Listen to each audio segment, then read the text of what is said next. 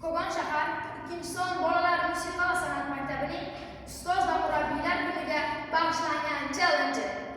Ilm va tafakkuridan dilga yo'l ochgan, qalblarga